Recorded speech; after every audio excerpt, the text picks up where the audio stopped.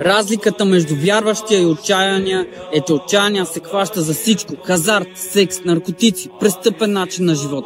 А вярващия се уповава на вярата в Бога и тя го води към спасение. На него друго не му е необходимо. Наш избор е какви да бъдем. Има ли човек, който да е опитал наркотици и да е казал наситих се, повече не ми трябва. Или да е влезнал в казиното и да е казал повече няма да влизам, стига ми толкова. Това нещо насищане няма. Далече от благодата, която кара човек да се чувства цял, която го кара да се чувства най-близо до Бога, най-близо до любовта. Не е ли цяло чудо преобръщането на един човешки живот? Не е ли цяло чудо спасението на едни души, преминали през ада на отчаянието и наркотиците?